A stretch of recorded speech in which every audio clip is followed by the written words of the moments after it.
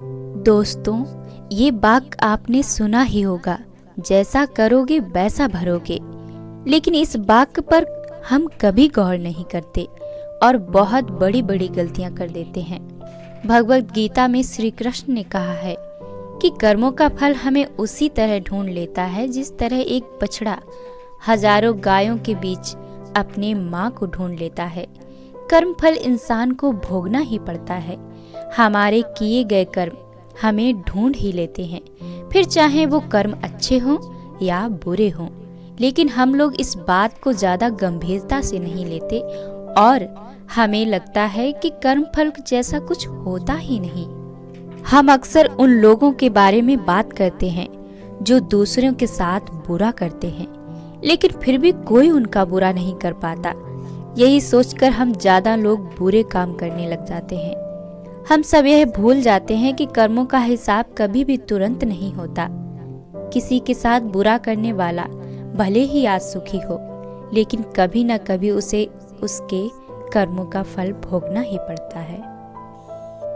बहुत समय पहले की बात है, शहर से दूर गांव में एक दुकानदार था जो अपने ही गांव से एक व्यक्ति से रोजाना 1 किलो मक्खन खरीदा करता था। वह दुकानदार कई सालों से उस व्यक्ति से मक्खन की खरीदारी कर रहा था। एक दिन उस दुकानदार ने सोचा कि मैं रोज इस व्यक्ति से मक्खन खरीदता हूँ, लेकिन बहुत समय से मैंने इसके मक्खन का वजन तौलकर नहीं देखा। कल तौलकर देखूंगा कि ये मक्खन 1 किलो से कम तो नहीं देता। अगले दिन जब वह व्यक्ति मक्खन देकर गया, तब वह दुकानदार ने मक्खन का वजन किया तो देखा मक्खन सिर्फ 900 ग्राम है। उस दुकानदार को काफी गुस्सा आ गया। वह दुकानदार गुस्से में गांव की पंचायत के पास गया और उसने उस व्यक्ति की शिकायत कर दी। गांव की पंचायत बैठी और उस व्यक्ति को बताया गया कि तुम पर इस दुकानदार ने धोखा देने का आरोप लगाया है। तुम इस दुकानदार को देने वाले मक्खन में हेरा फेरी करते हो और हर बार तुम इसे 1 किलो मक्खन की जगह सिर्फ 900 ग्राम देते हो। क्या तुम्हें अपनी सफाई में कुछ कहना है? वह व्यक्ति बोला, सरपंच जी, मैं तो एक गरीब आदमी हूँ। मेरे पास वजन तौलने के लिए सही माप नहीं है। मैं रोज इस दुकानदार से अपने लिए 1 किलो गेहूँ खरीदता हूँ और अगले दिन उसी गेहूँ को तराजू में एक तरफ रखकर इस दुकानदार के लिए मक्खन तौलता हूँ। अब आपको भी जो भी पूछना हो इस दुकानदार से पूछ लीजिए। पंचायत में बैठे सभी लोग को पूरी सच्चाई समझ आ गई। उन्होंने उस दुकानदार को गांव से बाहर करवा दिया। यह छोटी सी सीख कहानी हमें यह बात सिखाती है कि जैसे कर्म हम करेंगे उसका रिजल्ट भी हमें वैसा ही मिलेगा। हमारी चालाकी ही हमारा नुकसान का कारण है। दोस्तों, हम जो भी दूसरों को देते हैं या दूसरों के साथ जैसा भी व्यवहार करते हैं, वह कभी न कभी लौटकर हमारे पास ही आता है।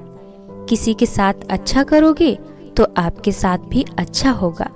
उसी तरह किसी का बुरा सोचोगे तो आपका भी कभी न कभी बुरा होगा। जैसे दुकानदार को अपनी ही चालाकी से नुकसान झेलना पड़ा, उसी तरह हमें भी अपने कर्मों की वजह से कभी न कभी नुकसान झेलना पड़ सकता है। दूसरों के साथ हमें बुरा करके हमें 1, 2 या 10 बार बच सकते हैं, लेकिन एक न एक दिन उसका परिणाम हमें भुगतना ही पड़ता है। हम अपने कर्मों का फल से कभी भाग नहीं सकते। बुरा करने वाले के साथ बुरा ही होता है, फिर चाहे वह आज हो या आने वाला 1 साल बाद हो। उसी तरह अच्छा करने वालों के साथ अच्छा ही होता है। कई बार हमें यह लगता है कि दूसरे के साथ गलत करके हम बच जाएंगे, लेकिन ऊपर वाला हर किसी के कर्मों का फल देता है और उनका हिसाब रखता है। जरूरत पड़ने पर हिसाब बराबर भी कर देता है। इसीलिए कभी भी गलत ना करो और ना ही कभी यह सोचो कि उल्टे सीधे काम करके हम बच जाएंगे। जिंदगी को बेहतर तरीके से जियो, ईमानदारी बनो, ईमानदारी से जियो। ज्यादा कमाने या सिर्फ अपना ही फायदा देखने के चक्कर में किसी के साथ गलत कभी ना करो। हमेशा याद रखो, जैसा करोगे वैसा ही भरोगे। धन्यवाद दोस्तों।